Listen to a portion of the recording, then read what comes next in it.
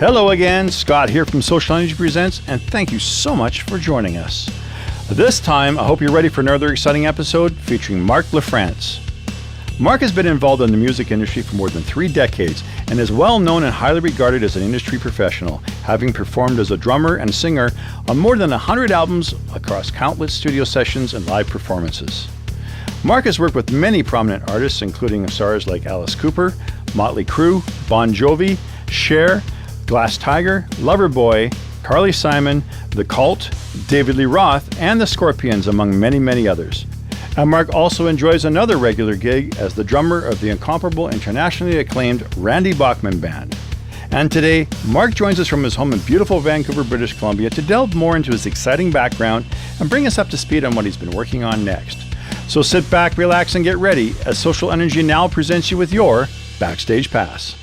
Marc, we want to sort of dive right into a whole bunch of stuff. Now, the guests that we have that are going to be now, this show I have to clarify. This show is designed for audio, but we do have a video, element to it. So it will be people will be able to watch it on YouTube or wherever we're going to be posting it. There's going to be a few places that it's going to be available in the future, and but listening to it is our primary goal. But anyway, getting on to it, Marc, say something to me. Hello.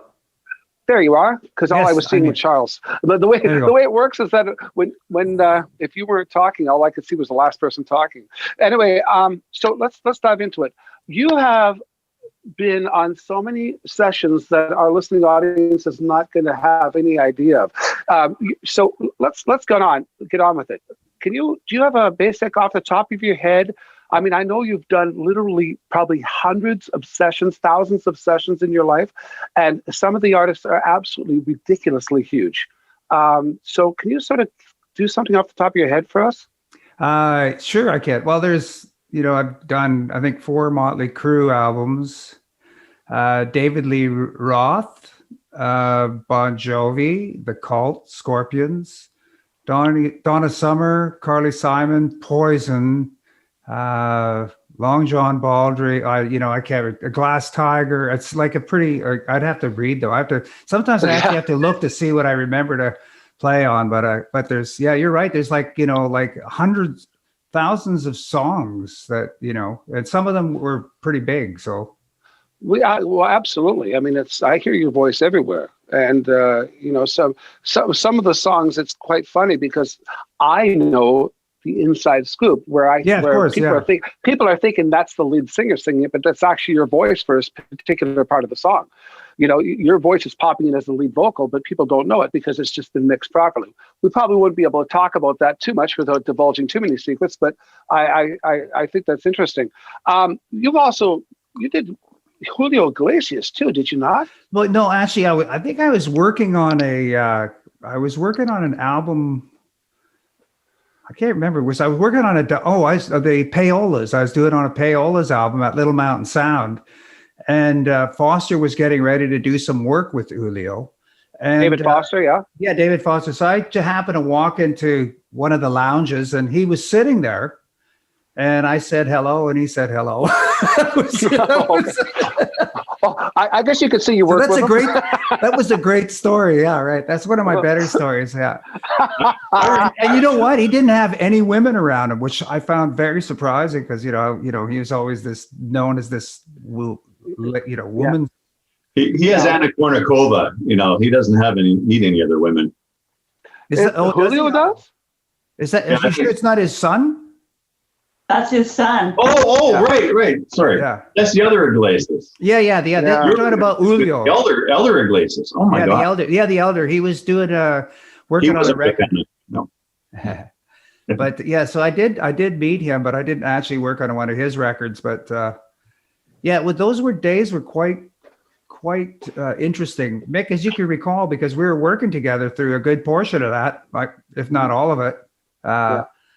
And it just would be crazy because you'd be at Little Mountain Sound and one day singing on a commercial, and then Bob Rock or one of the other producers would walk through and go, "Oh, I'm working on the Motley Crue next week, Marc. You think you can come and do background vocals?" So I go do that. The next week I'm working on the Motley Crue thing and sitting in the lounge and one of the GGRP, Mark, can you come and sing a Chevy ad next week? And so I just go and hang out in the lounge there and get gigs. It's great. I was going to say that brings me to the next question: is how you get into. We can get into some behind the scenes things a bit later. How do you get into that job? Now you were born and raised in Winnipeg, Manitoba, Canada. Yeah, that's right. And so your start, like let's go back a bit. Like, were you a good student in school? I was, you know what? I was like, I just sort of got by. I wasn't like a huge, and I was kind of a little bit of a class clown to some degree, but until I got to grade 11.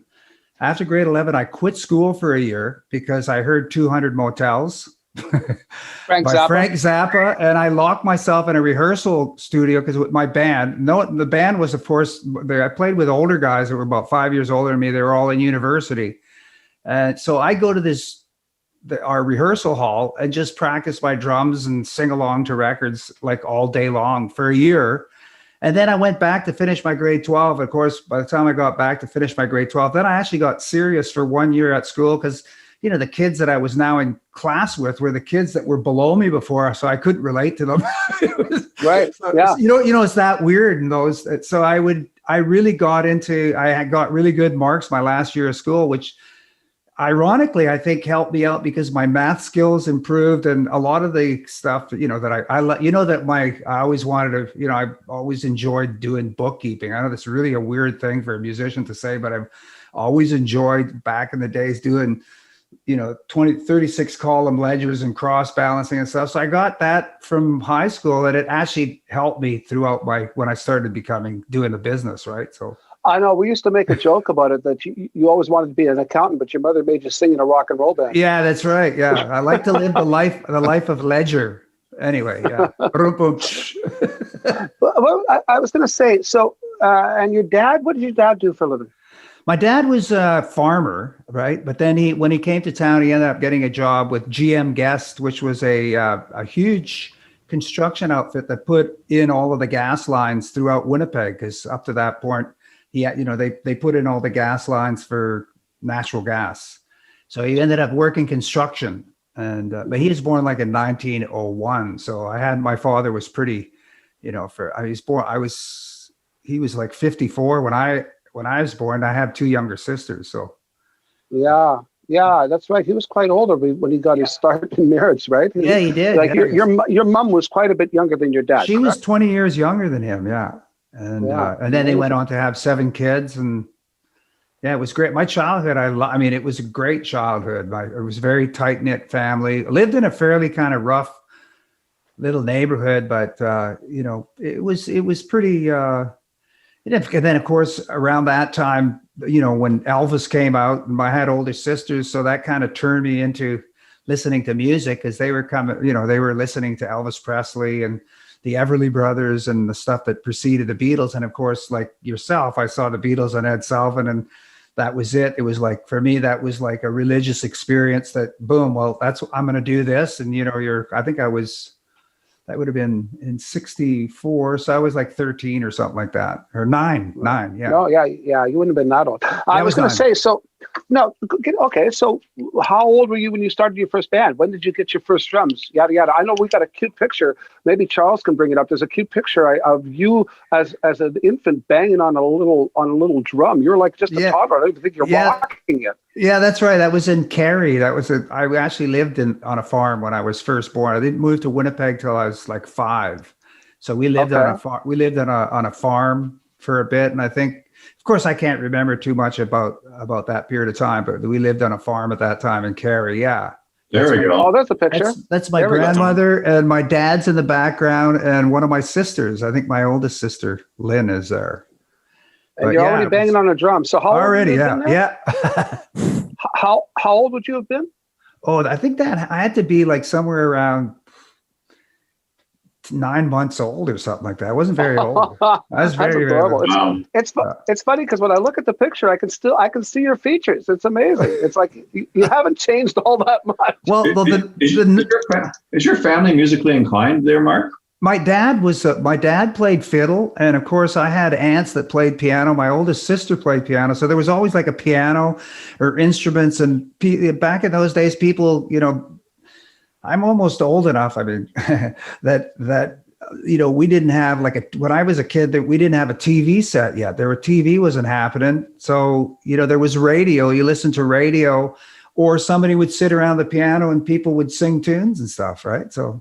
And my dad played that was fiddle. pretty common. Mm-hmm. Yeah.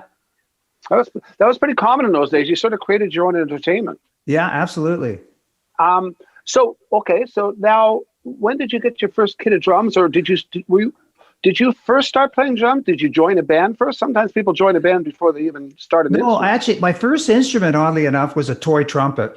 And the only thing that I learned how to play on that was that was it. And so when did you start your first band? Well, what happened? There was a fellow called Jake Taprashan who lived down the street. He had drums, and all the young kids would hang around his window while he's playing to Beatle records and stuff like that. So he let me come in, and he started kind of teaching me a bit of stuff. Then there was another 475 St. Anne's Road. There was a house that we called it the band house because there was a fellow called Glenn Lusinger who was in a band. So they'd practice and they'd let us come and watch. And then when the musicians would go home, he'd let me sit around on the drums. So I'd play on this guy's drums. And then it got to the point where he stopped being in a band, but he took me and this other guy to a music store because my parents couldn't afford to buy my drums. He bought a set of drums, a set of Olympics, and a little Gibson. So he told the guy, Jake, I think it was Jack Weeb, that if he learned how to play that guitar, it was his. And he told me if I learned how to play those drums, they'd be mine. So I learned how to play the drums, and ironically, we ended up in a band together. And Jake Taprashaner, the guy that taught me how to play drums, we went halfers. He got me into a band. My first band, he taught me how to play drums. They couldn't find a guitar player. Jake learned how to play guitar, and he said, "Listen, Mark, don't get any ideas, but you're going to play drums till we find a guitar player." And that was my first band. So, and I never did leave the band. I kept playing, and it sort of went on from there. But that's kind of the story.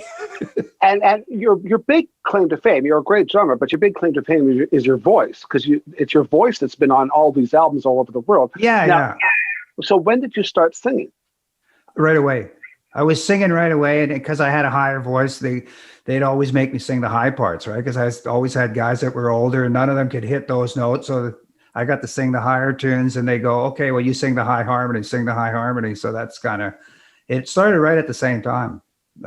Okay, fair enough. Okay, and so now that brings us that's all through grade school, high school? Yeah, that would have been, I was around like 9, 10, 11. That would have been like in the 60, 66, 65, right around the Beatles hit, around 64, 65, around that period of time. So you were already in a band during those Yeah, years? I was already in a band. Yeah. Wow. Yeah, I was in a band I was in a band like with Jake. We were a 3-piece because we had guitar, bass, and drums. And then later, the guy who bought me my drums, Glenn Lusinger, he was a guitar player. He joined us, and that was my first official band called The White Case. But that's what sort of evolved out of that. So yeah, I was in a band like almost immediately when I was like 9, 10, 11 or something like that. You told me a story once that you still have the song list from your very first band. I do. I have it. Yeah, I do have it. I have it over here. I can show it. It's somewhere in the house here. But yeah. Mr. Organization. What would be some of the songs on that list there? Like The Kids Are All Right. We used to love doing Who stuff, Beatles stuff, of course, but we played some very obscure and some. There was a band called. Oh, there was some really obscure stuff. I was trying to think about it the other day because it was. There was a band called Love. Remember a band called Love out of LA? They were kind of pre-Doors. They were. I just saw a documentary. It was about that whole scene in LA at that time, and they were kind of like the band that everybody thought was going to be bigger than the Doors, but the Doors kind of took off. But Love was kind of like the pre. So they had a song called "Message to Pretty," and they actually did a version of Gloria as well, I think. And oh, really? yeah, God, it seems like everybody did a version of Gloria at one point. Yeah. Van Morrison must have made a fortune off that one song. Well, I think they wrote "Hey Joe." Hey Joe, the original version of "Hey Joe," I think. Oh, that may have been where I heard the name before. Yeah, Love, because I think they had the original version of "Hey Joe." I believe. I could be wrong, but I think so. And of course that was Hendrix's big. Yeah, Hendrix brought that one to. Yeah, definitely. Yeah. Okay, so now, when do you start getting into being like? Let's say, what band went on tour first? When you left Winnipeg to go on tour on the road. Well, I think the first band would have been that was Musical Odyssey that I played with two, still very close friends with Craig Troop, Rob Langdon, and by that point it was Larry Pink, and we left on our first tour. Like we played in Saskatchewan, Lloydminster. Back in those days, you'd quite often play like sometimes up to 3 weeks in one place, or you'd play a month sometimes, or 2 weeks. The odd time to play for just 1 week was actually an odd thing, Right. What was your first vehicle on the road? Oh, we had two. Usually had two. We had like one of those original Ford Econoline vans, the smaller ones. So all the gear went in there, and then one of the other guys had a little Toyota Corolla or something. So two guys drove in that, and myself and Craig Troop drove in this gray, and it was so loaded down that it was like the front end was forever, going all over the road. I couldn't even drive the thing. Troop drove it all the time because it was just mad. It was just, you drive this thing and it just had a mind of its own. You're driving through the mountains and stuff. It was scary. Was there smoke coming out the windows? Yeah, no, not quite, but pretty close. Well, Craig and Rob have gone on to great things as doctors down in the States. It's amazing. Absolutely, yeah. Those guys are very, very successful and quite brilliant. Yeah, it's pretty amazing. It's great when you have those friendships. Like I saw an interview with Bruce Springsteen yesterday where he's talking about his first band. He is the last remaining guy from his first band that he was in from when he was 15 to 18 before he, started, the E Street Band. But he said it's amazing. These people, you go back and it's just like a brotherhood that never ends because you've got that period of time that was such a big part of your development is basically your high school and your. I kind of look at the Musical Odyssey it was kind of like my high school, and then by the time I got into Crocus, which was the kind of a higher level band that I played in from out of Winnipeg that of course had Bill Wallace from the Guess Who and Greg Lesky for the Guess Who. Then that was my university. Yeah, no doubt. I remember hearing about Crocus like all through my years touring through the prairies. You were always the ones to look out for. And I always heard about this drummer with this incredible voice. And it's amazing that we ended up becoming, musical partners all these years later, but 35 years, Mick. Mick, 35 years of this past November. I know. I guess I owe you another watch. I gave you your 25-year watch. I figured you deserved it after dealing with me all those years.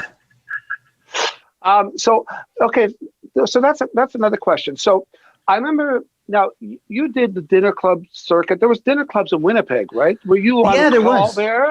Yeah, there was. Were you on call? Like, it wasn't like you'd play these dinner clubs with your regular band. Did you have a regular band that went on the road, and then when you were off, you'd get called to do other things? Well, before I was at, there's like in Musical Odyssey, there'd be times where the band would, I was on the road with Craig and Rob, and then I came back, and they went back to university. So myself and Larry Pink ended up having a house gig at the Town and Country in Winnipeg, which is where. I got to see some amazing acts. I saw there, actually backed up Del Shannon for 2 weeks, and some of these amazing artists would come in because they were like lulls in their careers. So you get to see, and they played these dinner rooms, and then plus I started doing session work at Century 21 and Road Studios around that time in Winnipeg. So I kind of got not long after I was playing in bands, I was starting to do session work already in Winnipeg on commercials and different people's albums. Was it on commercials or backup vocals, or probably mostly commercials? I was actually going in. I was doing a lot of drum session work on commercials and albums. I actually did an album with Chad Allen in Winnipeg at around that time. Wow. And yeah. Explain who Chad Allen is for people that may not know. Okay, well, Chad Allen was in the Guess Who before Burton Cummings. Actually, he was in the Guess Who while Cummings was there, and he decided to leave the band. And of course, they went on to be famous. He left the band. Then, of course, he went back with Randy to join Brave Belt, which turned into BTO, and he left that band as well. So unfortunately, like Chad was a very talented guy, great singer, but he just couldn't. I think he had trouble dealing with the rock and roll lifestyle. Like, either you're made for that, Nick, or it's like either you can do that, the crazy schedules that we have where we're sitting in airports, we're, waiting to do something all the time. And if you don't have the temperament to be able to deal with that kind of lifestyle, it can eat you up, I guess. I'm on the cusp of that. I always loved it. I do. I mean, even now through these crazy times, I really, I love being at home because I've been very creative, but there's something in you there's that little gypsy in you that's just dying to get out on that tour bus or whatever it is. And the camaraderie of the camaraderie of the band, the camaraderie of the crew, just the whole, it's like I said, it's like living a double life. It's just which is what jazzes people about our career. That's where I know that's where really jazzes people like Scott here. Scott is always. That's why this whole the back end of stories is always so interesting to people because they see you on stage, they see you doing these things, and they go, "I wonder what it's actually like for these guys." Yeah. Which okay. So that brings me to another thing. So you start doing sessions in Winnipeg when you're not on the road. Yeah. Whenever I was in town, I was doing tons of session work there. Yeah. And then you were in Crocus between 77 and 1980? 76 to 1980. Yeah, we started in that. Yeah, in 76. So exactly the same years as Shama. Yeah, wow. The spring. That's why we call it the Crocus. We call it because we started it in the flower of Manitoba is crocus. Of course, it's a different spelling. We turned it into the crow, the swearing crow, just because the rock and roll darkness. Yeah. But we were born. The band came about in the spring, and that was right after Larry and I had been playing. Our first rehearsal was at a house that Larry Pink and I were renting on Jesse Street, I believe, in Winnipeg. And okay, so you were already making a living before you left town. Oh yeah. That was so good. You and Larry rented a house. Did you have a car? Oh yeah, I had a car. So you were already making money in the music business before you went on the road with Crocus, basically. Oh, absolutely. Yeah, I was doing. Okay. I mean, I was doing. I've always kind of done all right in some way. It's just sort of fine. It was. I mean, it's. You never. You just sort of do it, and it seems like even my kids seem to think that I have an easy way with it, but it's just sort of that, you still, you do it and you'd make money, but at the same time, if you went in the studio and you didn't pull it off, you wouldn't get any work anymore. Right. So I was fortunate enough that I kept working through everything. Back in that day, Mark, was most of that income because of your voice or because playing in bands? It was both. It was both. Yeah. And it's always kind of been both. I mean, some of the bigger records I've sung on, I have done a fair amount of drum, like Long John Baldry. I drummed on his tracks. Of course, the Crocus stuff I played drums on. But it's like it comes and it goes. But you're right. The big thing was, especially when I came to Vancouver in 1980, I just started really got into the vocal sessions. But even in Little Mountain, I was when I was with Straight Lines or working at GGRP, I was playing on drum sessions and then hanging around and doing the vocals, so it was kind of a mix. But on definitely with the big records, like with the Motley Crue, I was called in to do background vocals because I got in a good spot with most of the producers. Mm-hmm. And so when you got to Vancouver, the reason you were able to get into the jingle market per se and all that stuff is because you came armed with 2 albums that you sang mostly vocals, and all those sessions you've done in Winnipeg. Absolutely. So you came with this incredible backlog of work that you'd already done. So you were already a major pro. They knew that if they called you, you'd get the job done. Well, yeah, I was pretty lucky because I got it to Vancouver in July or something, or June or July, and I was working in the studios like almost immediately. I had a meeting with Griff at GGRP, and he listened through some of the Crocus stuff. He listened to some of the jingles that I'd sung on, and he basically phoned ACTRA and said, back in those days to be able to sing on these kind of commercials, so they were all union, you had to be part of ACTRA. So he phoned ACTRA, and in order to be part of ACTRA, you had to have done 7 or 8 sessions before they'd even let you join. So Brian Griffith actually phoned up. I was in there. I just had sitting. It's weird having a meeting. You go into a meeting, you figure, okay, we'll call you if something comes up, or nice to meet.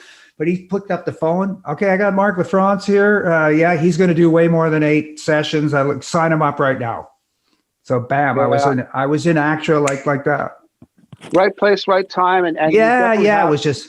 You definitely have that voice. That's the thing, is that your voice covers so many colors. Like from you doing these backup vocals on these heavy, heavy rock albums, to singing on Donna Summers, to singing on like these. There's an album that you sang on. It's not coming to mind, but it was not Hoodoo Glaciers. Of course, we've gone on that thing, but there was your voice sits in so many different levels. I mean, like the recording we did at my house years ago of you singing Harbor Lights is absolutely wonderful. We did that for you. We did that for your mom, because I know, she loved it. Song. That was her favorite. That was her favorite song. In that song, the sound of your voice in that song is so wonderful. It sounds like something that out of the early '60s, or late '50s. It's just beautiful. Mick, well, thanks, I've got a picture that you posted of the Motley Crue session. Do you want me to put that up? Or do you want to wait on it? If you want, that's probably a good idea. We could get into naming some of the people, and there's a pretty famous shot there. All right, there we go. Yeah, Marc. So there you go. This is the Dr. Feelgood sessions, but what was actually happening? You guys were probably pretending to sing on a song. No, we were actually singing. They had a photographer while we were doing that. We were singing. I think it was Sticky. I can't remember what song it was. I think it was. I can't remember the song, but I know we were actually singing. Yeah, they weren't making us pose. Wow, I thought it was a pose shot. So from left to right, we got Dave Steele, who was your partner in crime for a lot of stuff. Yeah, Dave sang at a lot of different stuff with me. Brian Adams, of course, and Jack Blades from Damn Yankees, and he was also in that Keep Your Motor. There's a singing drummer band. What do they call out of the famous band that he was in? I can't remember the name, but Rare Earth. No, Lady. It was a singing drummer, and he sang their biggest hit. Was Jack Blades the drummer? No, he's the bass player. Oh, okay. Keep Your Motor Running. I can't remember. Anyway, and then Steve Tyler, and then of course Vince Neil. Vince Neil, right? Okay, so you're obviously singing. You're singing on Dr. Feelgood sessions. You're singing one of the songs on that album. Yeah, I think something Sticky, or I thought it was She Goes Down, but it's not that one. And then Steve Tyler was there. They were probably doing Permanent Vacation or Pump at the same time. I think they were doing Pump in the studio next door. I mean, Little Mountain at that time was crazy, because you're in there doing session, and you never, remember Jimmy Page was in there recording, of course, Whitesnake. I got the Poison was in. I got to work singing it with Poison. It's kind of a funny story, because we were actually Dave didn't do that. It was 2 other singers singing with me, and we were doing all the background vocals in Studio A, and the band was in Studio B. They were posing around a microphone like they were singing the background vocals, and they didn't sing the backup vocals. No, they didn't. Right. What was I going to say? We were just talking about. Anyway, it doesn't matter. I don't want to drift. I don't want to stay on something that I can't think of. So that brings me to another story. Do you mind telling a bit of a story. You overheard a conversation between Steven Tyler one time and Tommy Lee. Yes, I did. They were talking. And what was that conversation? I want people to hear that. Well, it's pretty funny because we were sitting in the lounge and they were talking about, because both of them were on the wagon at that time. None of them were drinking or doing any drugs. So but they still wanted to keep their bad boy image. So they were talking about, they knew that there was a motorcycle cop stopped somewhere. And so they wanted to have that. I think Tommy had a pit bull or something. They're going to put like a Motley Crue T-shirt on one of the pit bulls and something, an Aerosmith thing on something. They purposely speed by this motorcycle cop and have a camera caught there so that they, and they were going, I don't think they ever did this, but they were talking, it's just interesting. They're sitting there listening to him talking about this scheme that how they're going to get this so they could have like a bad boy thing where they got stopped by the cops and somebody got a picture of them, I know, it's amazing, and the people use the press to their own advantage. They criticize the press, but they use it for their own publicity all the time. All the time, yeah, absolutely. Yeah. And okay, now David Lee Roth, you sang on his album, the one that was done in Vancouver. That's I remember he had a song called "Sensible Shoes." What was the big hit off of that album? I think it was a Little Ain't Enough. It was. I think that was it sounded very much like Van Halen, actually. Yeah. That whole album did. He had Joe Satriani in the band or something, didn't he? And he had Jason Becker, who is a legendary guitar player who ended up getting some kind of a weird illness. And it wasn't Joe Satriani then? No, not that. It was this other young kid who was an amazing guitar player. But they ended up, I think a couple of tunes off that album ended up being, and they put together a special compilation album with a bunch of tracks from famous people that he played with, and David Lee Roth contributed a couple of the tracks from the record I played with on him, and it was Jason Becker, I think. I found it absolutely remarkable, the story with David Lee Roth. He decides to stay at the Nelson Place Hotel in downtown Vancouver, which is one of the biggest dive hotels you could ever imagine at the time. Because in the basement was a strip club, and he loved strip clubs. Yeah. So he rented 2 rooms upstairs. And in the middle of the night, all of a sudden they hear this, and it's David Lee Roth with a chainsaw cutting the wall out between the 2 rooms so he could turn it into a suite.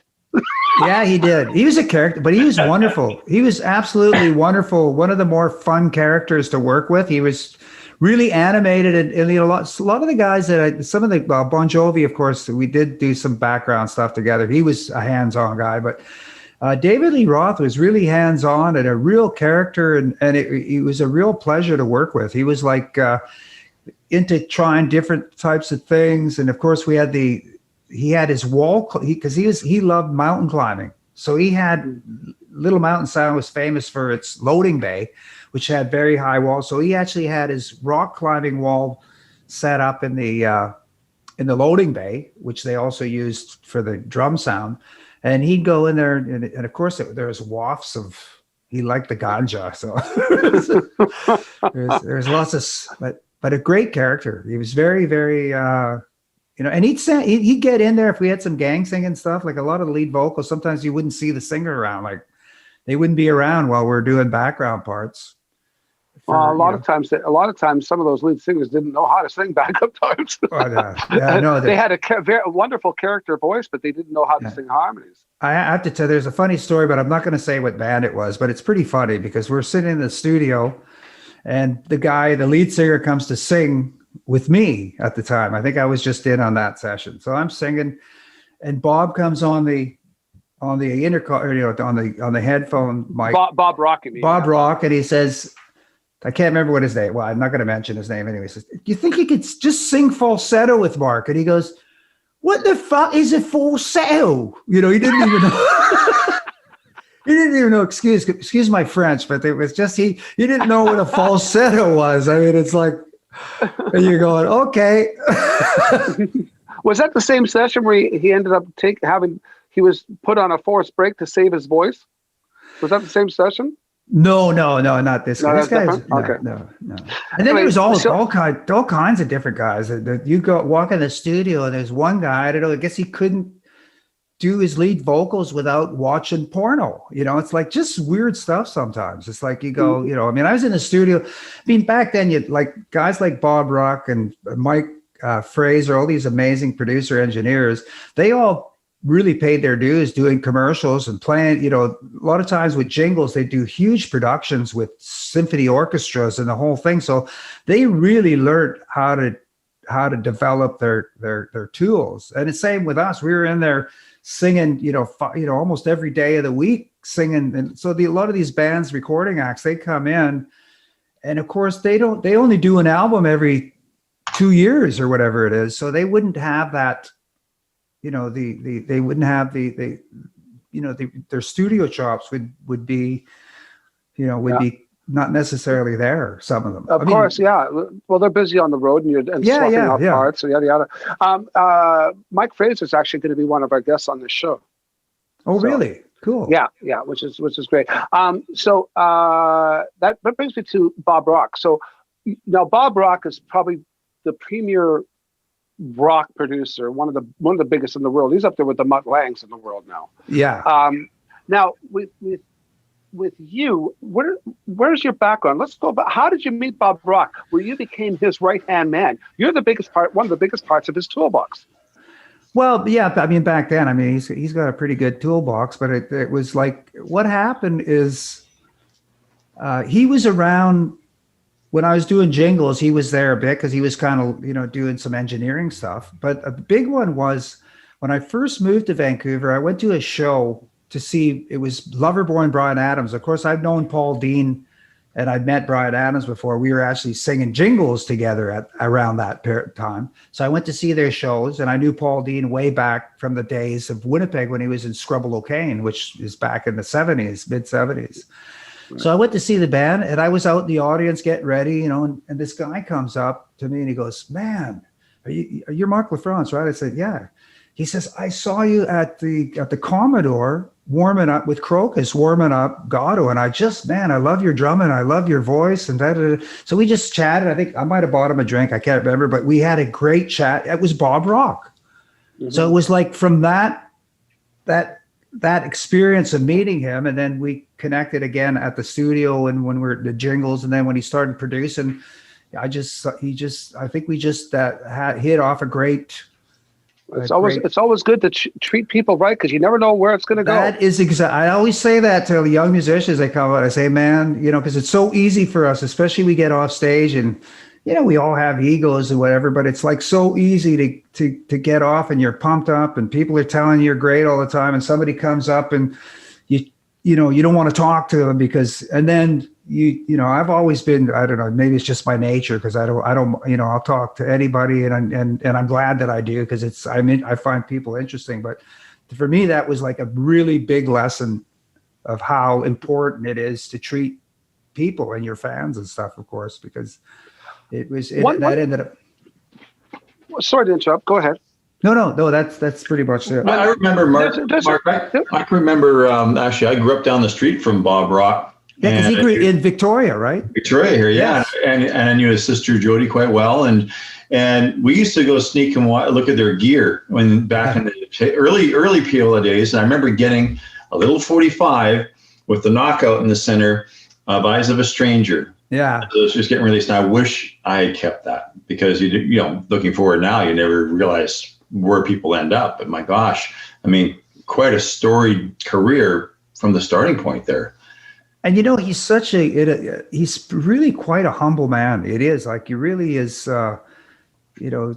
sometimes soft-spoken, but you get in the studio, he knows what he wants, but he's not afraid to experiment. And he's just very, I've been fortunate to work with great producers, but it seems that's why they're great, because they know how to get performances out of people. They know how to make you feel comfortable, because that's David Foster was good that way as well. Yeah, they were all all of these great producers, the guys, the best, the ones that I've worked with, have always know how to make you feel relaxed and calm. Because let's face it, as a singer, the worst thing you can do is if you get uptight, your chords get tight, right? So you just guys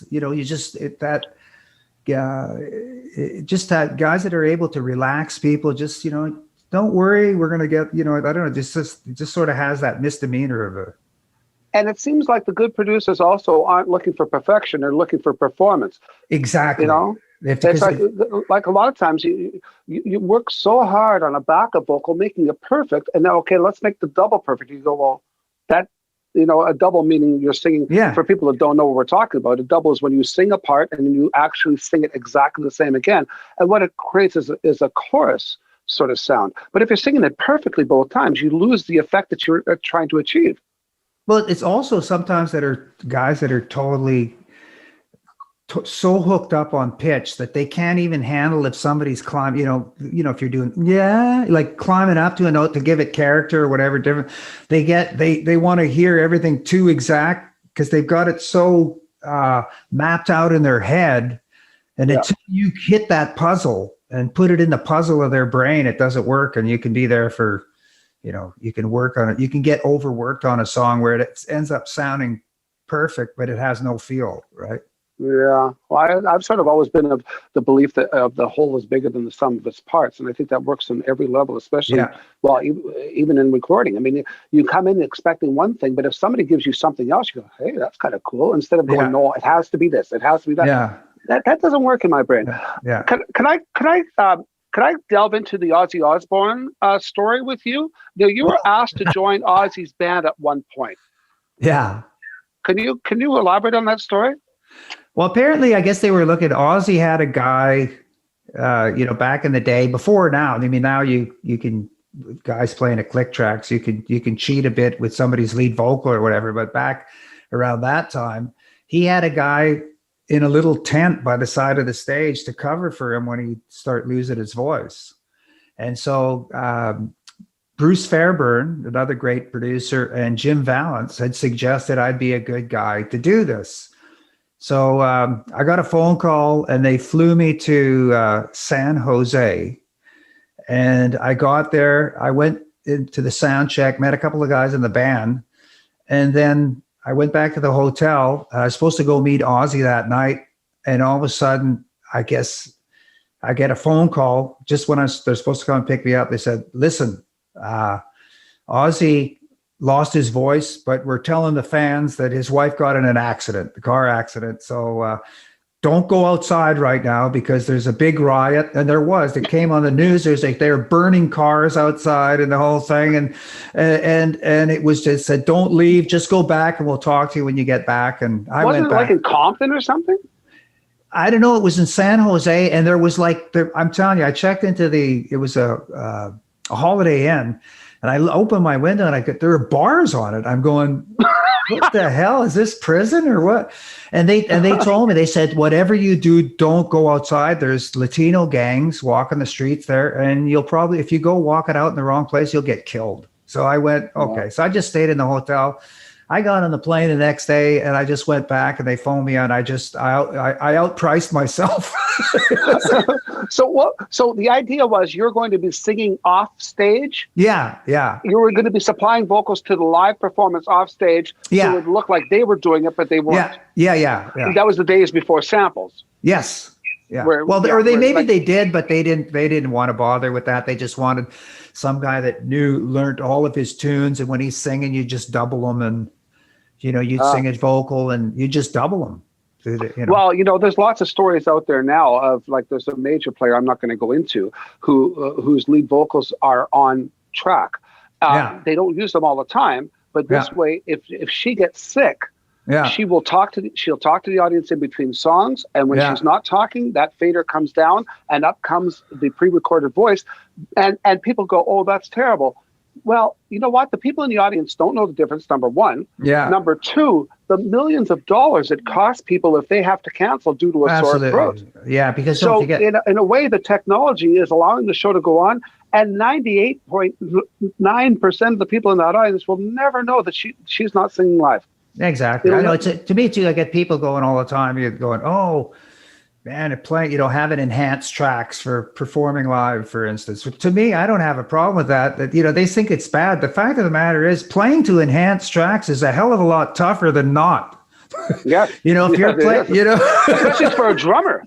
Exactly. If you're not playing to that, if you fall off and, But to me, it's like just enhancing the sound. I don't think, of course, if everything is recorded and you're just lip syncing, that's one thing. But if you've got stuff to make it, I mean, nowadays, that's why the Beatles quit touring, because their music got so complicated. Of course, now they could come out and do a great show, but back in those days, you couldn't.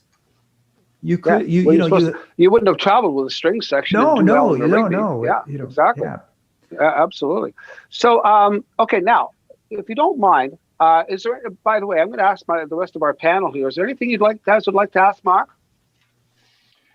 Yeah, Marc, when you're doing a show like that where you have to be off stage and you're singing, how do you account for someone that kind of a bit of a wild, side to him like Ozzy, where, you got to basically mimic what his mouth movement's going to be like? How do you sync that? Well, I didn't get to the point where I actually learned the show, but it's like going into these sessions, with the many different kind of sessions that I've done. I sort of, when I go in, I don't really try to. It's not like you're going in and you're trying to sound, make your sound happen, right? Like you take over, you're kind of acting as a chameleon. You're trying to take on you're trying to support that singer or artist as much as possible, so you don't stand out. So you're in a support role. So that you do a similar kind of thing like that in that situation. You just try to sound as close as possible to them, and probably sing it, just phrase it the same way they do. You a lot of times with us, like with Mick and I, when we're playing with Randy, the arrangements change, and we just follow, and that's part of being a musician and doing what we do for a living for many, many years, is you learn to just follow. Be adaptable. And follow what's going on. Things just start going a different direction. You just go with it, Who's your top 3 bands that you like to work with? I don't know. I mean, there's Cease and Desist, of course. Good call. I don't know. It's I kind of look at every experience as a unique thing. So it's you just, I don't know. I really enjoyed.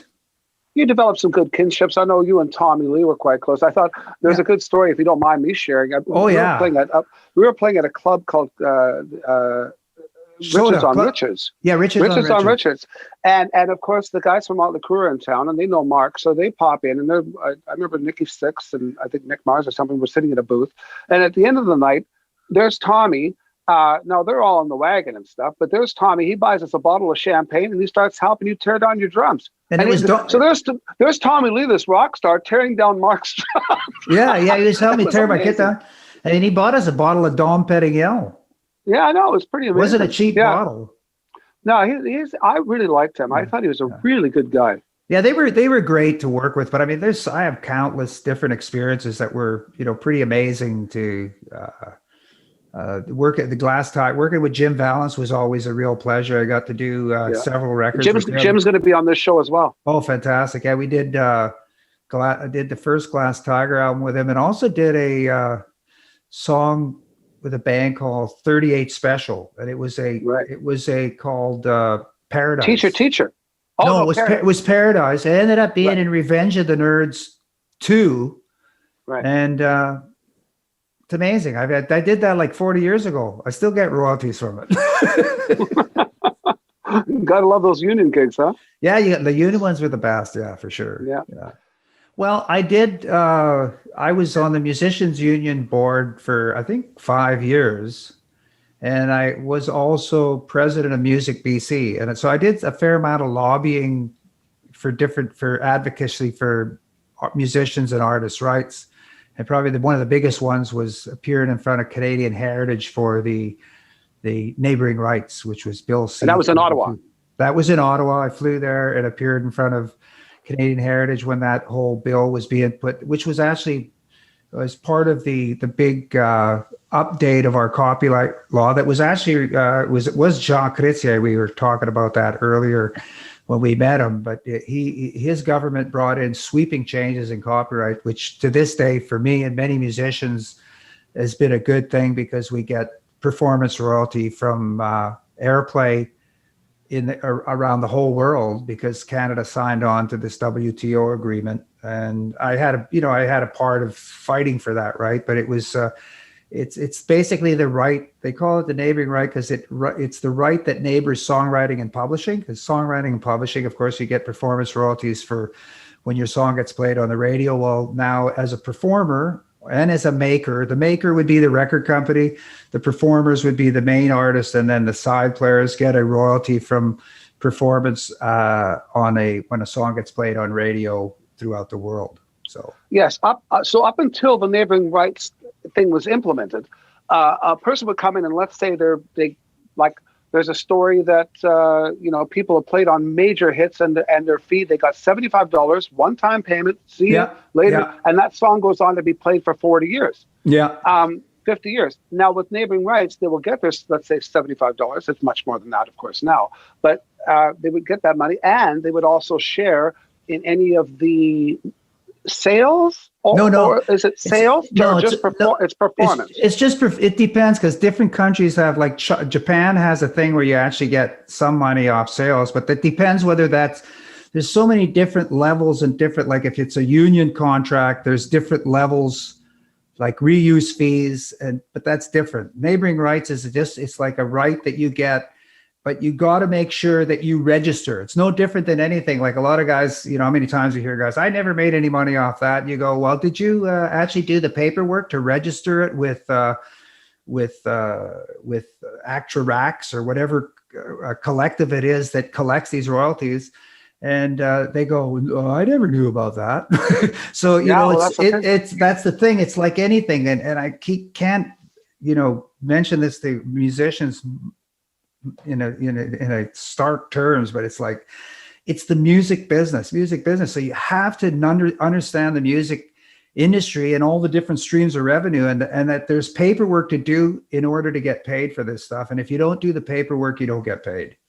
Yeah. Well, I'm hoping that we can touch on a few things today and actually have them in the links on our notes here on where people can research these things. Yeah. So one of them, of course, is neighboring rights that we sort of just glazed over. But let's say, okay, so Joe Schmo has an album. He wants to do an album, and he wants to release it. But he wants to make sure that he's got his rights covered. So step one, the songs are done. First of all, you would register with SOCAN. Right. If you're Canadian. If you're in the States, it would be ASCAP or BMI. And I'm not sure the other ones in the world. Well, every country has their own, every country has their own writing, their affiliate for dealing with copyright as far as for songwriters and publishers, and for the neighboring right as well. There's different, every country has its own collective, but if you belong to one here and you cut deals to work different territories and stuff, but that's the more elaborate part of it. Okay, so let's say I released an album and I want to make sure that my songs, I can maximize any money that I can make and I'm protected. Okay, so my first job is I register those songs with SOCAN. Next, what do I do? Well, then you want to register with Actra-Rax, and then as a performer, Rax is RACS. RACS, Rax. There's some other organizations because there's competitive people that will collect, but that's the one that I chose to go with for Canada. They collect a lot of stuff throughout the world for me as well. There's if it's union stuff. Recorded union stuff, you'd go with AFM, SAG-AFTRA in the States. There's Sound Exchange, which is another one in the States as a feature performer. And then you'd also, as a record company, you have to register your neighboring right. And as a record company, you have to register your neighboring right because you're entitled as a record company to get neighboring right through Connect or Connect Music in Canada. It's another organization where you register the metadata for all this stuff's got metadata that you have to fill out the right paperwork. It's not that complicated, but if you research it, you can figure out how to do it. But there's a lot of different stuff. And if a person is Okay, so we're touching on something. If so, you've recorded an album. You got SOCAN neighboring rights. Oh, I know what it is. So you also want to make sure that the album and the sessions are in our union, correct? Ideally you do. Yeah. Through the musicians union, I mean. Yeah. If you're working for somebody, you want it to be through the musicians union. Depending if you're doing your own thing, you can do it as well. It's always good to try and have a third party do that. That's kind of, I would suggest that you try and do that as much as possible. For me, it's like I tried to get all these album sessions and stuff that I worked on. I tried to get put through the musicians union because you get reuse fees. For instance, a song like "Kickstart My Heart." I mean, I was doing a session with. That's a Motley Crue song. Yeah, Motley Crue song, and I was doing a session with Bob Rock, and we were sitting there, and he's going, "Mark, we were doing that album. Did you think that Kickstart My Heart would be like the major song for these guys?" And I thought, yeah, it was a great tune, but that song's been in at least 20 to 25 different major motion pictures or major television shows. So now if you did that under the auspices of the Musicians Association, every time they do, goes to a new show, it's filed with the union. You've got to follow up with the union, and you'll get paid over a reuse fee for that new use. And now because you've filed this new use, because you've done the new use, then it goes the film industry and the TV industry for big shows. Every year they put millions upon millions of dollars in this fund that's divvied amongst the people that have it's another royalty that you get every year for the performances in these different TV shows. That's another stream of revenue. And a lot of times you've got to be your own secretary on that. If you're not full, like the neighboring right, once you do that and you cut the deals, you'll get that money. You don't need to worry about it as long as you do the paperwork correctly. And if the song's getting played throughout the world for 75 years after you die, your estate will continue to make money off that song.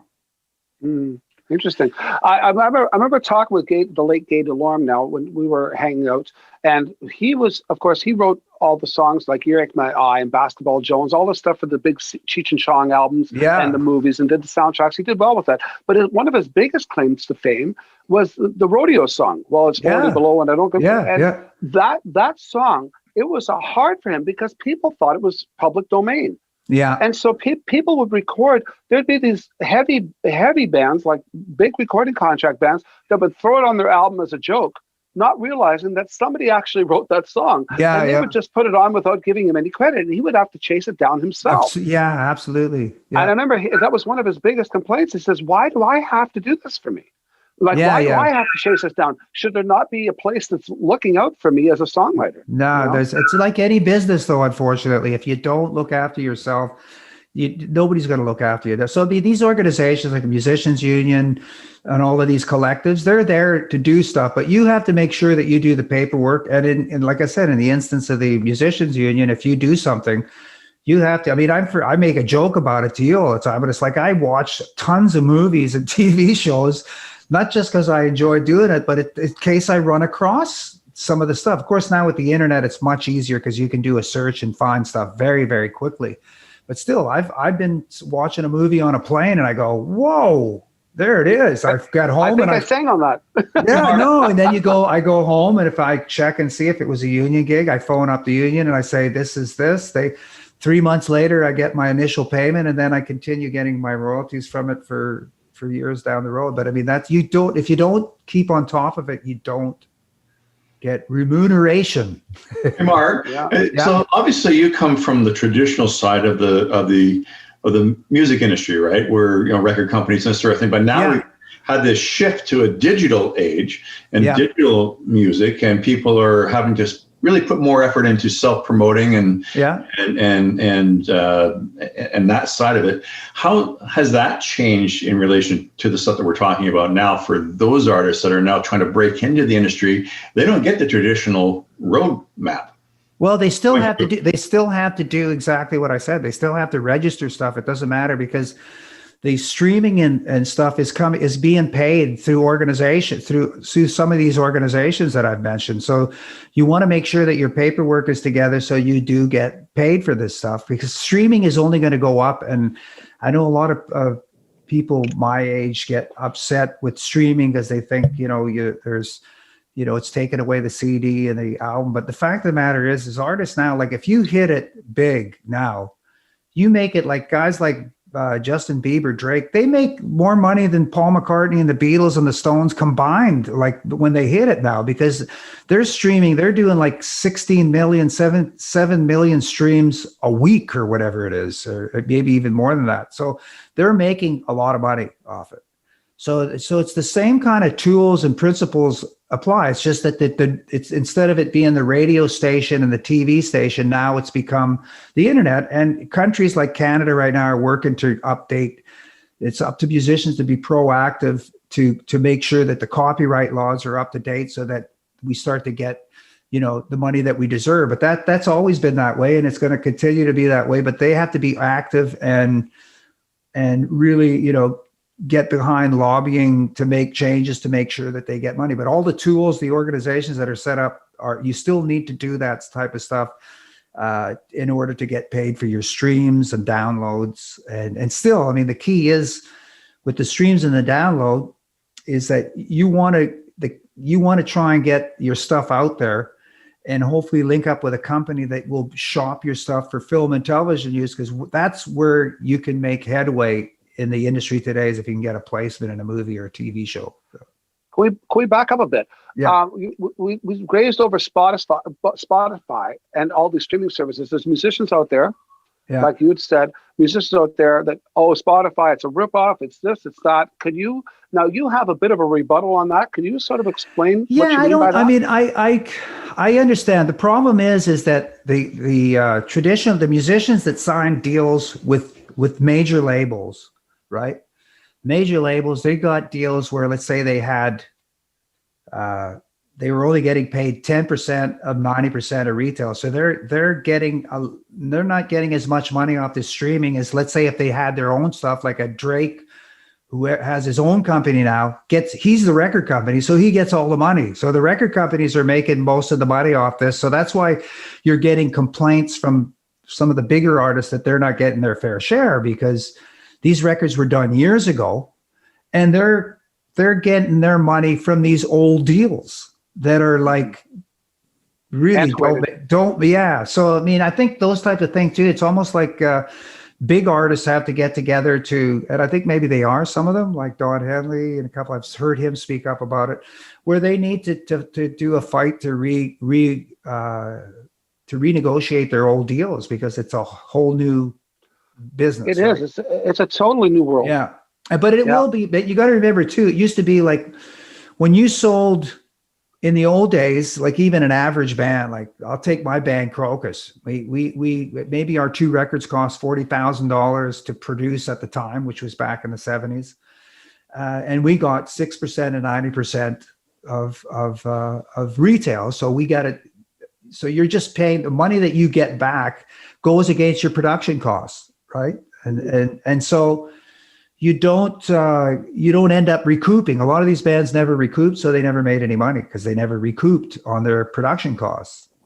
So now, if you're a new artist and you can do your own thing, you can set up your own thing. You make all the money, And of course, nowadays there's nowhere near where you'd have to spend the kind of money we did in the past. I mean, our budgets were low compared to what bands back in the day were spending on producing records, because back then you had to go to a recording studio. Nobody had home studios, of course. So I remember like one of the great success stories of all time is the band Rush, and they became the first band to actually start their own label and do Anthem, because nobody would sign them because they couldn't define what the band was. Yeah, are they jazz? Are they rock? Are they this? Are they that? So they went, okay, we'll form our own label, Anthem Records, and they started licensing. Well, they ended up making all the money.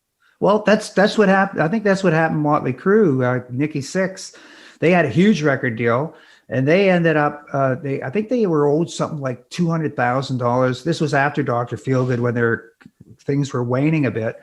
And apparently they were owed like 200,000 in royalties or something. And Nikki Sixx went in there and says, listen, just give us 20 grand, and keep the rest, but give us all our rights back. And he did. That's why he was able to parlay that. And I think they own their own publishing and their own. Oh, I thought. Oh, I'm sorry.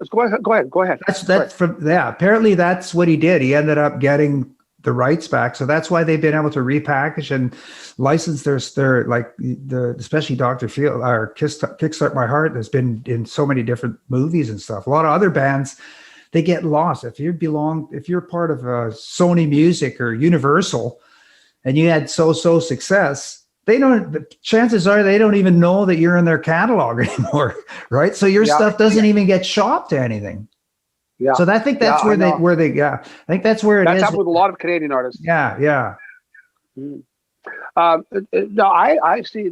Sorry, what I meant to say before is I'd understood that the reason Motley Crue and Bon Jovi were able to retain all of their rights, because Bon Jovi is another one that's been very successful with owning everything, was because of their management. Didn't they have? Yeah, I don't know. I heard. Well, I read something recently that it was Nikki Sixx that did it, but they had Doc McGee apparently might have cut some good deals for them to be able to do that, because he managed Bon Jovi and Motley Crue, right? Doc McGee, he managed both of them. I think he managed Kiss as well at one time. I think he had those three bands. Well, Kiss would definitely be instrumental. I mean, Gene Simmons, if anything, is a great businessman. Oh, definitely. I'm sure but it is. I mean, the guys that were same with Bon Jovi is like hands-on guy and knew, you could tell the guys that really know the business, the guys that have processed. And McCartney was always a brilliant artist, but he was the guy that really understood the music business, I think, compared to the other guys in the Beatles. He was the guy that really, was the kind of the. It wasn't Yoko that split up the business. No, it wasn't Yoko that split up the Beatles. I mean, it was It was the fact that McCartney knew what he was doing and the other guys didn't. Yeah. I think that. Yeah, and they wouldn't agree with him. Yeah. So, okay. Well, they were pretty messed up. They were pretty messed up at that time. The other guys, I think, with the. Oh, I've just recently looked at pictures of the crosswalk, the famous crosswalk shot from other angles, and John Lennon. When you see the front of his outfit, he's so painfully thin. It's like, oh my gosh. I mean, his waist had to be 24 inches around at that point. He was incredibly skinny. You could tell he was not doing so well, health-wise. Anyway, that's. I think we're sort of drawing to a close. Is there anything that the panel would like to ask Marc at this point? Yeah, I'm curious, Marc, about what was different in the industry than you expected. I mean, everybody has all these opinions. I've seen so many movies and documentaries about the music business, like what you were talking about, like the guy who couldn't sing without having porn on, or just something just totally strange. Like what? Oh yeah, there's lots of that. What was different than your expectation? Well, I know when I first started playing, because everybody was so big on the Beatles, and of course the Beatles wanted to be bigger than Elvis, and we all wanted to be bigger than the Beatles. I don't think anybody's done that yet, but but I don't know. I think that I just kind of went in with my eyes wide open and just whatever would come, and even to this day, I try not to have too much expectation. I think especially in our industry, you get into situations where, I mean, how many times you get to a point where you think, wow, this is it, man. I'm going to make it with this one for sure. And then, of course, after this happens 100 times, you sort of start being a little bit more realistic. And then if something does turn into a fun ride, you kind of go with it. But there's all kinds of strange stories and stuff that happen that would sort of, you go, whoa, especially in my early years, seeing, I'd say the drinking thing, like a lot of people talk about drugs, but in my early Winnipeg days, I saw with some of the older musicians, just so much like drinking to the point where it was like, and I enjoyed my drinks from time to time, but boy, not the way some of these guys, they all destroyed their lives and their livers for sure. That is probably one of the biggest things, is the drinking, the drinking thing. I remember you brought up something before too. When to reiterate back on you being leading a life of leisure, and being so astute and on top of your where your money is coming from, where it's going, yada yada yada, was because your first big band members of the Guess Who were guys that were bona fide rock stars, and yet they were struggling financially. Yeah, because they had the manager or whatever, the band at the time, or the accountants. They didn't do their own tax returns. They left it for the company. Oh, don't worry about the whole manager thing where, hey, buddy, you think about the music. Don't worry, I'll take care of the business. And they go and say they do their tax returns, and it turned out that some of them they didn't bother doing the tax returns, or they didn't do them right. So the band split up, and then the next thing you know, Revenue Canada is coming after all of the different members. That's one of the stories with the Guess Who at the time, and that for me, because I was playing with a couple of the guys, and I saw this, and I went, whoa.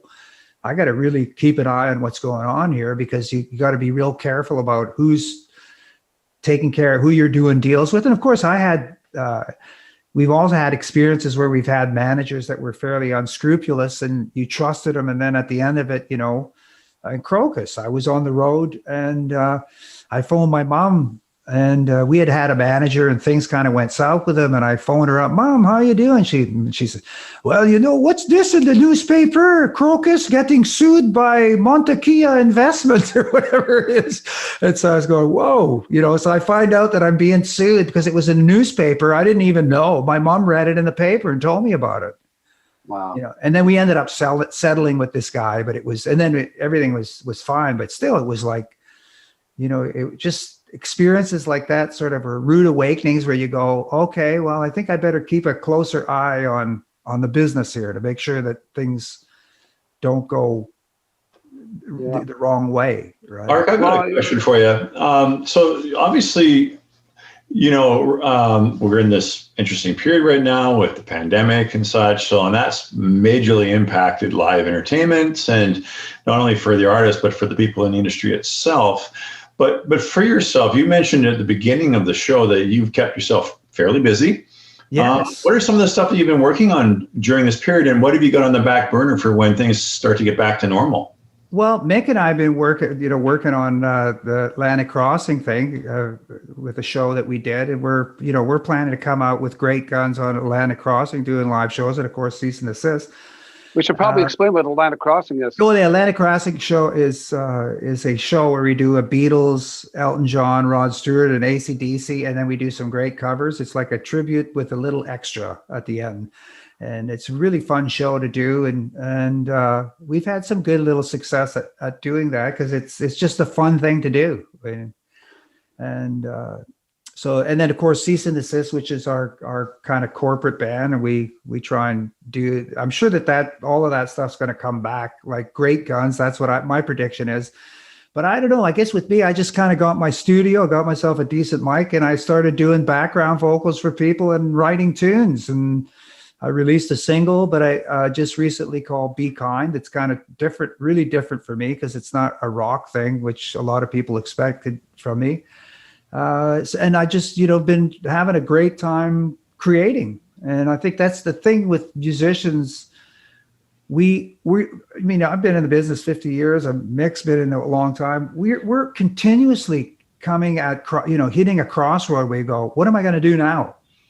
I mean, this isn't the first time this has happened. So this was for me, was just another time where, okay, well, this has stopped. So what am I going to do now? Okay, well, I'm going to do this. And I think that's part of the creative mind. You just have to do that, or sink or swim. And I've had a great time doing it myself. So you said you have a new song coming out. Where can our listeners? Oh, it's all available on all the platforms. If you go to marclafrance.com, I have a little lyric video there of the new song, and there's going to be more stuff. Mick and I are collaborating on some stuff, and I probably have about seven tunes that are being worked upon, and I'm just going to release, when they're done, I'm going to release another song. When another one's done, it's not like I'm in a hurry to do an album. And eventually it'll be an album, I guess. Yeah. It's a singles market these days. Yeah. Yes, and we'll make sure to put links of all this stuff into our descriptions here. That Be Kind is beautiful. It's I think you guys would quite enjoy it. It's a beautiful orchestral piece with Mark singing a wonderful vocal on. So it's quite a nice song. I really enjoyed it. What I did mention too, from doing this, because I've been working on this deal with this company out east for a long time called Royalty Gnomes, and the whole principle is, yes, to get the songs out, but then to try and shop them, to try and get them placed in film and television stuff. And that, for me, that's the key thing nowadays, is to try and get your music. And there's so much music that's needed these days because of Netflix and HBO and all of these other, there's so much filming and happening all over. They're just looking for any interesting music. So if you got something, if you're in the loop with the right people to shop into the right music supervisors, that's kind of the angle that I'm kind of looking at. But so great organization in BC called Music BC, and it's an organization, and they tell you about all of this stuff. And it's an organization. I was president of it for several years, but they really do. They have well, not right now, but they probably have online seminars now. But they have all kinds of information about all this stuff. A good friend of mine who's a member of the legislature right now, Bob Deeth, wrote a great book called The Other 12-Step Program about the music industry, and speaks about a lot of this stuff. And it's just a matter of, if you're a musician and an artist, educate yourself. Really, I mean, it's one thing. I can't help but stress this to musicians and artists, like as much as creative as you are in your music, you should be 100 and 200, 300% more creative in your business side to try and make sure that you do something with your music. If that's what you want to do, because let's face it, if you can make the greatest music, but if you don't have the tools to figure out how to get it out there, it's great. You'll have great tunes. Maybe that's all you want. But if you want to do something with it, there are resources out there. Factor, there's I think BC has some good, has some music programs and stuff. And I think even there's all kinds of different, Canada Council. There's a lot of different areas where artists can get help if they look for it, and if they don't know how to do it, there's certainly people out there that you might have to pay them a few bucks to do it properly, but there are people out there that can do that for you. This show going out on the internet, all around the world, basically. We'd have to.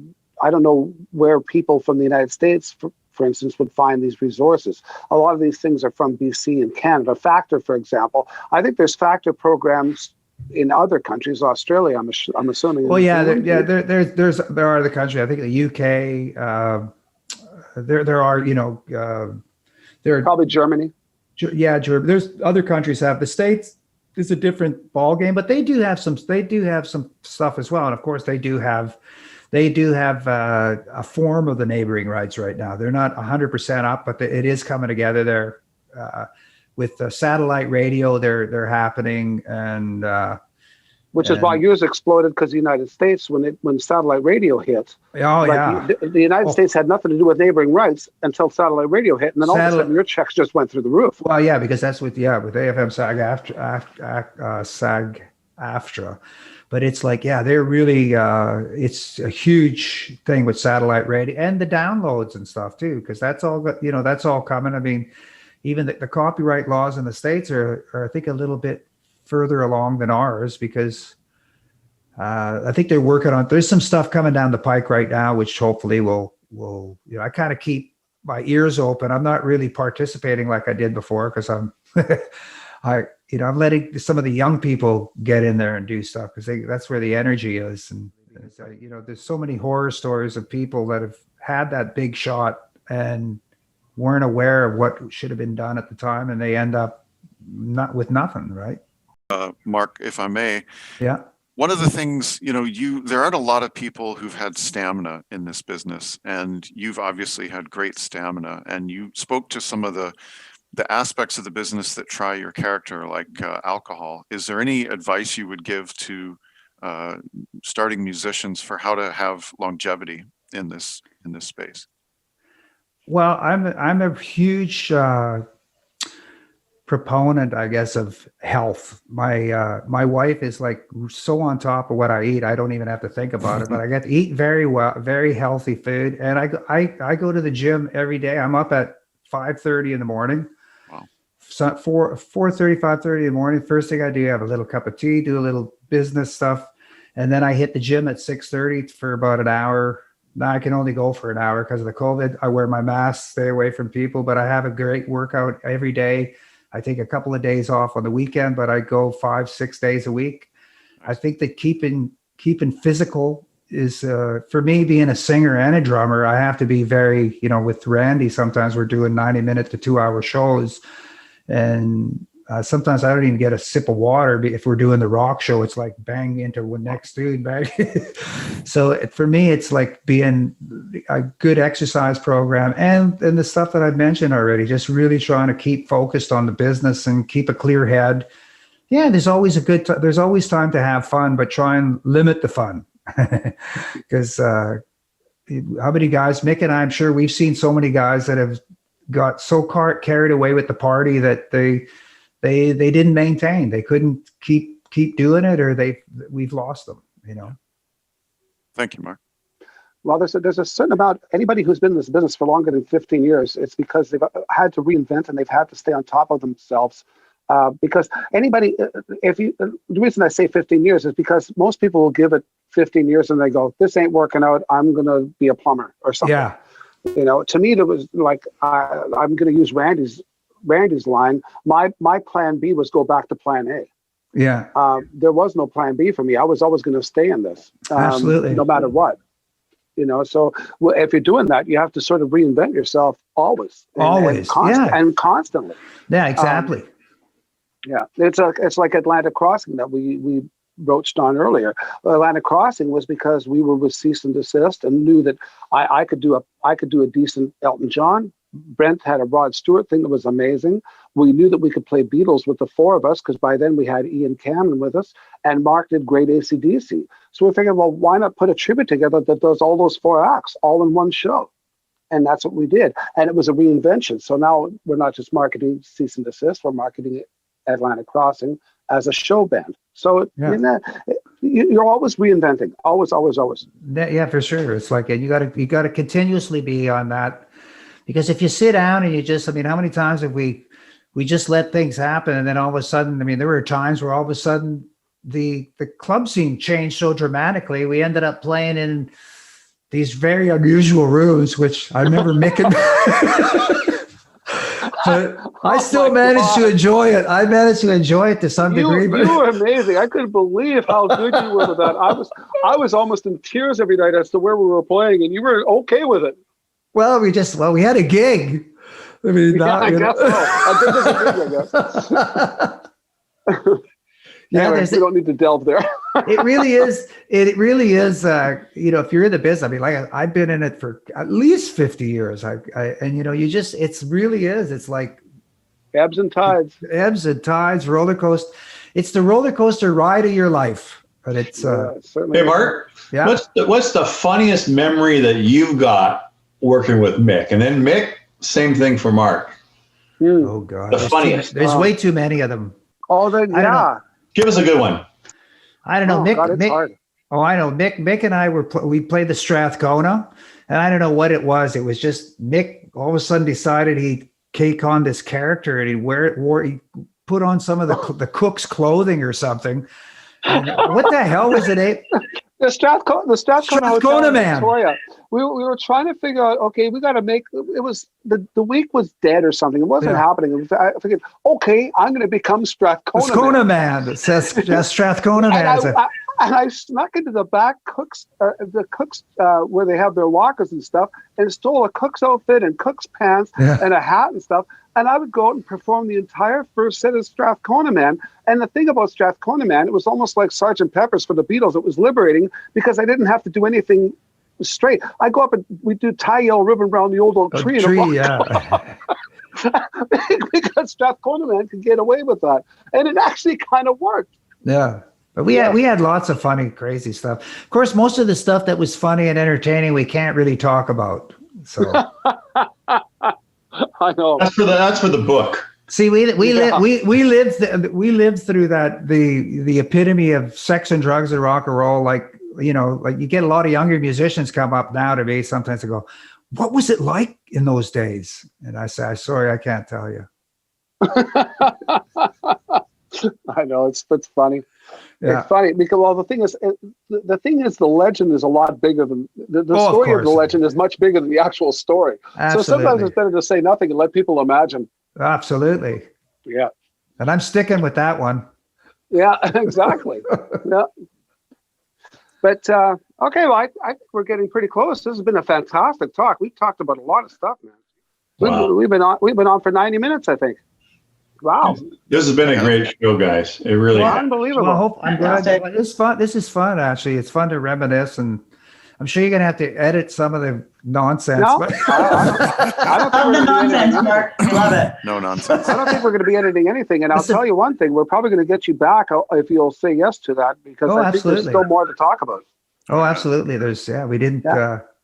There's always lots to talk about. Yeah, absolutely. Before we wrap up, Mark, is there something you want to plug? Something you want people to know? Very specific. I know you've got some new music coming out. Is there anything else you want us to know? Just, you know, when we start playing again, come and see us play. You know, Cease and Desist, Atlantic Crossing. Hopefully, Mick will put those logos and you know, go to marklafrance.com or delinquentrecords.com. I actually have to rework that site because it's not up to date. But anyway, if you go to marklafrance.com, it's sort of at least some of my back catalog is there. And, you know, it seems to be a work in progress. But yeah, no, it's just. And the new single, "Be Kind." Yeah, absolutely. The new single, people go and listen to that. The more people listen to it, the more streams I get. So put it on your automatic, repeat. Put it on repeat mode as much as possible. Be kind. Yeah. Definitely. That's awesome, Mark. Well, I guess it's time to bring this show to a close. I really want to thank, on behalf of the host and all our listeners and followers, Mark, thank you so much for coming on the show today. It's been a fantastic journey. And I know a lot of new and up-and-coming artists will get a lot out of some of the information that you have and the things that will help them actually get their careers up and running. So thank you so much for being here today, Mark. Well, thanks for having me. I really enjoyed this. It's a lot of fun, and it's always a pleasure to chat with Mick. Of course, we've had quite a few chats on the bus, and Yeah. Well, as when we get back on the road, we'll be doing some of these shows from the tour bus. So maybe you can participate, Mark. It'll be fun. that's there you go. Yeah, absolutely. That's a great idea. Do it at the back. It'll have to be set up in the back there. Yeah. Back in the back lounge. Thanks for joining us. Check out our many other episodes and vignettes for more great content. And please like, share, and subscribe, and become a member at SocialNRGPresents.com to access all our content and earn valuable energy points just for watching.